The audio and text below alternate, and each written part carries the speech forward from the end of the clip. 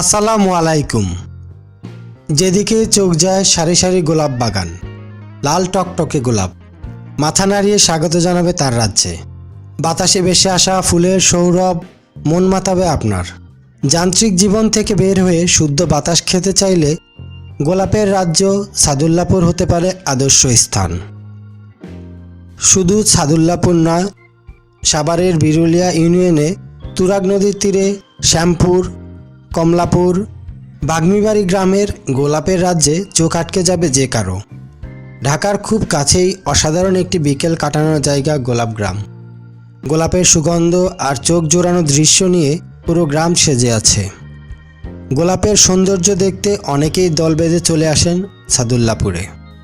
ঢাকার যে কোনো স্থান থেকে কিভাবে আপনি এখানে আসতে পারেন তা জানতে হলে আমার সাথে থাকুন ভিডিওটি শেষ পর্যন্ত। এমন স্নিগ্ধ নদী কাহার, কোথাও এমন ধুম্ব পাহাড়, কোথায় এমন হরিৎ ক্ষেত আকাশ তলে মেশে, এমন ধানের উপর ঢেউ খেলে যায় বাতাস কাহার দেশে। প্রকৃতির লীলাক্ষেত্র আমাদেরই রূপসী বাংলাদেশ। পার্বত্য চট্টগ্রামের পাহাড়, জলপ্রপাত, বনভূমি এদেশকে করে তুলেছে অপূর্ব রূপময়। সাগর রাত দিন তার পা ধুয়ে দিচ্ছে, নদী তার কোটি দেশ ও গলায় মেঘলাও চন্দ্রহারের মতো শোভা পাচ্ছে। মাটির শ্যামলিমা তাকে শাড়ির মতো ঘিরে রেখেছে এবং সবুজ বনরাজি তার শিরে মুকুট পরিয়ে দিয়ে রানীর সাজে সাজিয়েছে। চট্টভূমি থেকে বরেন্দ্রভূমি পর্যন্ত সবখানে এই রূপের জোয়ার উথলে উঠেছে, কোথাও এতটুকু কমতি নেই। অপরূপ রূপ বৈচিত্র্যের এই বিশাল ভান্ডার থেকে অতি সামান্য আপনাদের সামনে তুলে আনার ক্ষুদ্র প্রয়াস বিডি ট্যুর।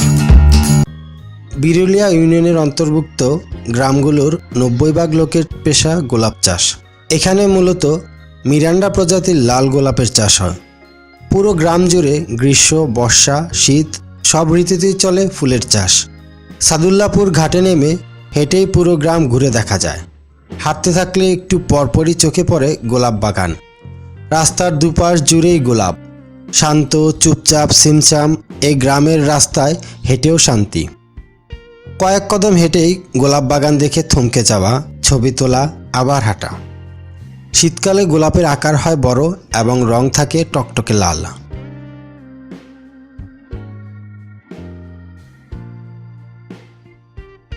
লাল গোলাপের পাশাপাশি রয়েছে সাদা গোলাপ,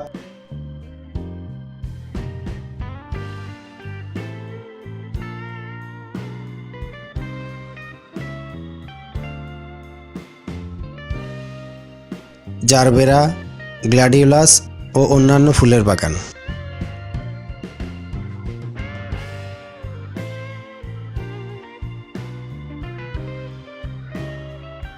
লাল টকটকে গোলাপ মাথা উঁচিয়ে থাকে।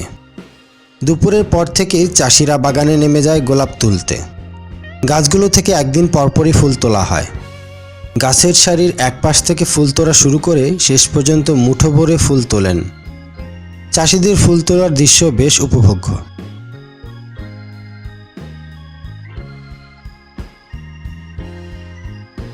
ঘুরতে ঘুরতে কথা হলো এক ফুল চাষির সাথে। জানালেন ফুল চাষিরা বর্তমানে ভালো নেই। 4 পুরুষ ধরে ভোগ করে আসা জমি সরকারি লিজ নামে দখল করে নিচ্ছে ভূমিদস্যুরা। আমাদের নামে বেশি আরো কি করার কথা এখন কিছু সরকারি লোকেরা এই জায়গাগুলো দখলের লেগেছে, আমরা শান্তি নিলাম কই। এভাবে চলতে থাকলে হয়তোবা গোলাপ গ্রাম বিলীন হতে বেশি দিন লাগবে না।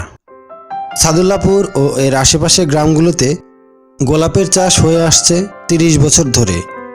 এর আগে এখানকার মানুষ অন্যান্য সবজি চাষ করলেও বর্তমানে এখানে বেশিরভাগ কৃষকের পেশাই হচ্ছে গোলাপ ফুল চাষ করা।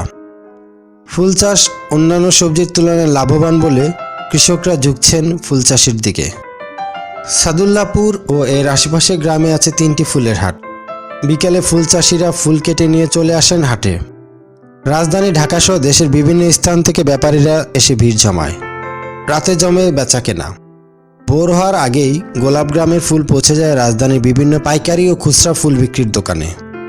শ্যামপুর ফুলের বাজারে প্রতিদিন সন্ধ্যায় পাইকারি ফুল বেচা কেনা হয়। প্রতিদিন প্রায় 60 থেকে 70 হাজার ফুল বিক্রি হয় এখান থেকেই, যা ঢাকার বাজারে ফুলের চাহিদার প্রায় 70 ভাগ। 300 পিসের গোলাপ ফুলের আটি বিক্রি হয় 300 থেকে 400 টাকায়। ভ্রমণকারীরা চাইলে বাগান থেকে সরাসরি ফুল কিনে আনতে পারেন। নিজের পছন্দ মতো ফুল কাটিয়ে নেওয়া যায়। খুচরা কিনলে দাম পড়বে 3 থেকে 5 টাকা করে।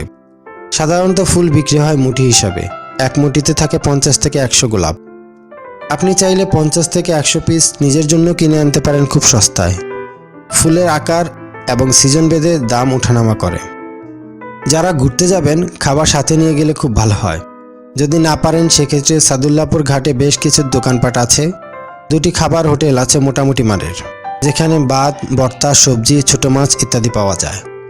ঘাটে মিষ্টির দোকানে দই, মিষ্টি সহ গরুর দুধের চা পাওয়া যায়। গ্রামে ঘোরা শেষে অনেকেই মুঠো ভরে তাজা গোলাপ কিনেন। গোলাপ গ্রামের কিছুটা সৌরভ মাখা স্মৃতি নিয়ে ফিরে আসেন কর্মব্যস্ত শহরে জীবনে। যারা প্রকৃতির সান্নিধ্য ভালোবাসেন, যান্ত্রিক জীবনের ক্লান্তি দূর করতে একটু সময় বের করে ঘুরে আসতে পারেন লাল গোলাপের গ্রামে।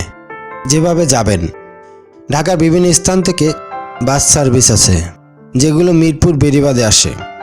সেসব বাসে করে বটতলা টলারঘাটে নামতে হবে। আপনি চাইলে মিরপুর 10 নম্বর থেকে আলিফ বাসে করেও বটতলা টলারঘাটে নামতে পারেন, অথবা গাবতলী মাজার রোড কিংবা মিরপুর 1 নম্বর গোলচত্বর থেকে রিকশায় করে দিয়াবাড়ি বটতলা ঘাটে যেতে পারেন।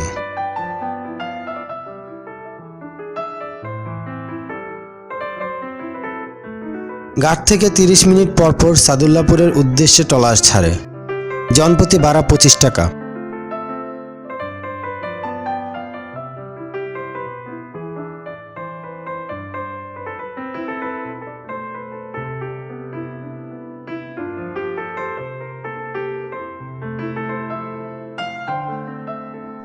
দিয়াবাড়ি বটতলা ঘাট থেকে ট্রলারে সাদুল্লাপুর ঘাটে যাওয়ার সময়টুকু মুগ্ধ হওয়ার মতো।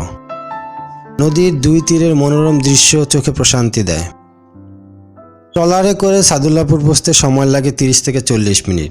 ভ্রমণের পুরো সময়টি নদীর 2 তীরের মনোরম দৃশ্য এবং কর্মব্যস্ত কৃষকের কাজ দেখতে দেখতে কখন যে আপনি সাদুল্লাপুর পৌঁছে যাবেন বুঝতেও পারবেন না।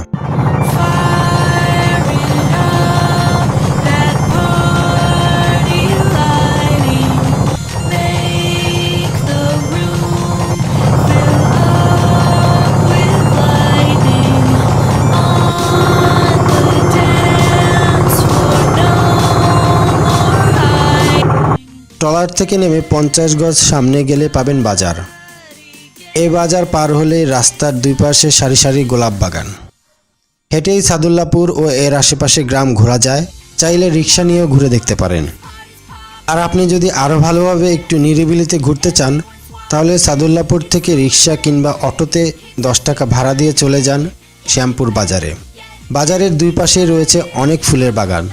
সেখানে আপনি গোলাপের পাশাপাশি অন্যান্য ফুলের বাগানও দেখতে পাবেন। সেই সাথে শ্যামপুর পাইকারি ফুলের বাজারটাও দেখে আসতে পারেন।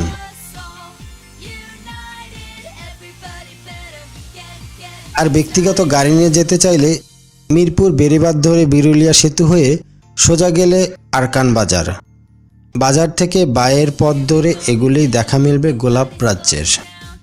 আর যারা পানিপথে ভ্রমণ করতে চান না, তারাও চাইলে মিরপুর 1 নম্বর মাজার রোড থেকে লেগুনাতে করে বিরুলিয়া সেতু হয়ে যেতে পারেন আরকান বাজার। সেখান থেকে অটোতে করে আপনি যেতে পারেন সাদুল্লাপুরে। সাবধানতা, ঘুরতে গিয়ে ফুলের যেন কোনো ক্ষতি না হয় সেদিকে লক্ষ্য রাখা জরুরি। আমার পরবর্তী ভিডিওগুলো পাওয়ার জন্য এখনই জাস্ট আমার ছবির উপর ক্লিক করে আমার চ্যানেলটি সাবস্ক্রাইব করে রাখুন।